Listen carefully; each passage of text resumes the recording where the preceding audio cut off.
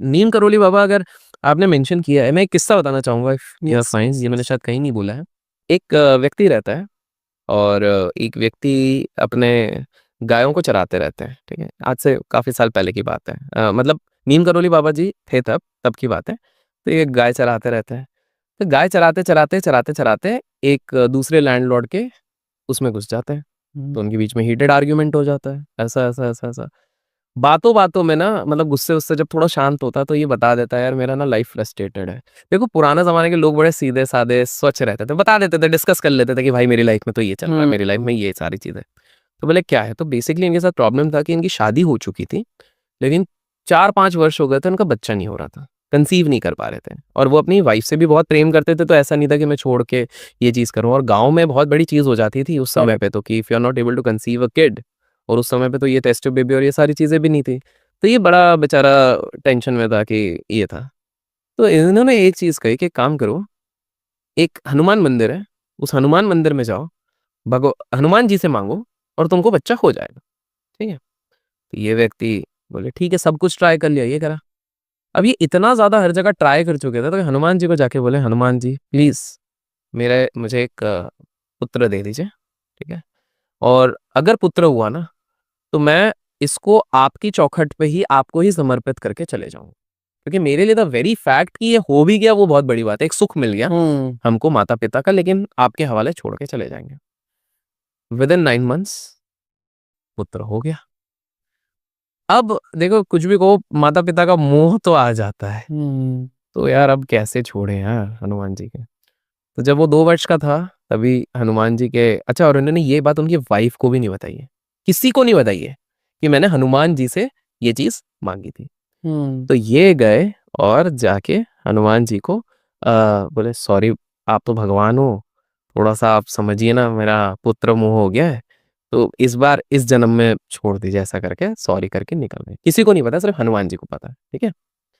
अब बेटा जैसे ही बड़ा होता है, ये at a very young age 4-5 साल की उम्र में हनुमान चालीसा, रामायण, राम जी का जप करना, और ये गाता बहुत अच्छा है।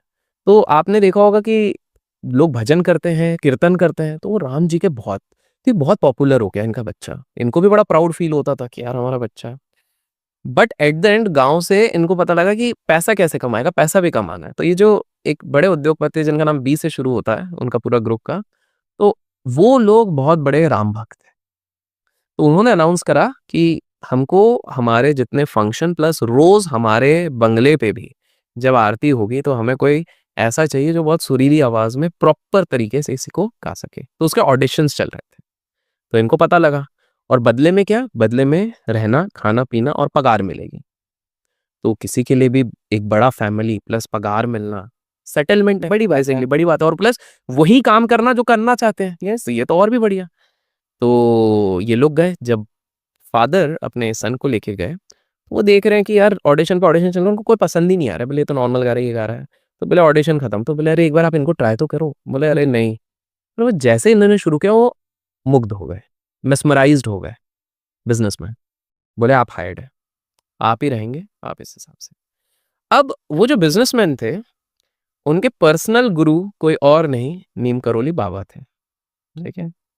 सो नीम करोली बाबा जब कैंची धाम से उस तरफ आ रहे थे, तो इन्होंने बाबा को बोला, "बाबा, आप तो हनुमान जी के भक्त हैं, तो हम तो एक बिल्कुल वो लेके आए हैं, बहुत प्यारा गाता है, हमारे सारे फंक्शंस में गाता है, आप मिलेंगे?" बाबा बोले कि देखिए हम तो हनुमान और राम जी के नाम पे तो हम बिल्कुल मिलेंगे, देखते हैं इतनी कौन तारीफ़ कर रहे हैं। बट उन्होंने शर्त रखी, एक किवाड़ रहेगा, किवाड़ के पीछे सिर्फ़ मैं और वो रहेंगे, प्राइवेट में मिलूँगा। तो बोले ठीक है, इनको भी बताया देखिए हमारे स्वामी जी हैं, गुरु जी हैं, ऑफेंड कुछ नहीं करना है, सुनना है। तो बोले ठीक है। तो ये उस रूम में गए, किवाड़ बंद हुआ और सीधे नीम करोली बाबा जी ने उसको कहा, "तेरा बाप झूठा है। तेरे बाप ने जो कसम दी थी हनुमान जी को उसने पूरी नहीं की है।" अब बेटे को भी नहीं पता है वो क्या कसम क्या की कसम बात हो रही थी? है, हाँ। और पता तो किसी को भी नहीं है एक्चुअली में। तो बेटा बोलता है कौन सी क अब वो ऑफेंड हो जाता है, मेरे कुछ भी करो माता-पिता का नाम कैसे ले सकते हो? तो बोले एक काम करो, मैं बात कर लूँगा मेरे शिष्य से, तुमको छुट्टी मिल रही है, गाँव जाओ, पापा को कॉन्फ्रंट करो और फिर आओ। तो उसने इधर बोला कि बोले अगर ये चीज़ सच निकली, तो मैं नौकरी-वोकरी सब कुछ छोड़ के हनुमान जी की सेवा में, क्योंकि डील यही थी कि मैं हनुमान जी के इसमें रहूँगा, हनुमान जी की सेवा में लग जाऊँगा। बोले जाओ।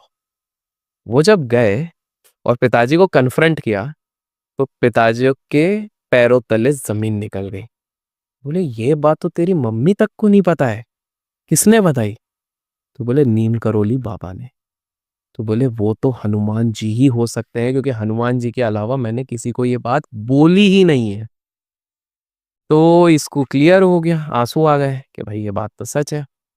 तो बोला पापा देखिए, अब मैंने आपने तो अपना वादा नहीं निभाया, लेकिन जो गलती है उसको अब हमको वो करना पड़ेगा। तो मैं तो ये हूँ। तो ये बाबा के पास वापस गए। बाबा सॉरी, आप सही थे। तो मैं अब पूरा अपना जीवन हनुमान जी को समर्पित करना चाहता हूँ। बोले ठीक है, नौकरी छोड़ दो। और बाबा जी ने बोला कि एज अ प्रोसेस, अब आपको यहाँ पर जब भी कोई भिक्षु आए, कोई भी आए, आपको उसको खिलाना पड़ेगा। तो ये बोले अरे बाबा लेकिन, और बिना डोनेशन लिए। बोले बिना डोनेशन लिए, बिना कुछ किए, नौकरी भी छूट गई है, सेविंग्स भी नहीं है, कैसे खिलाएंगे?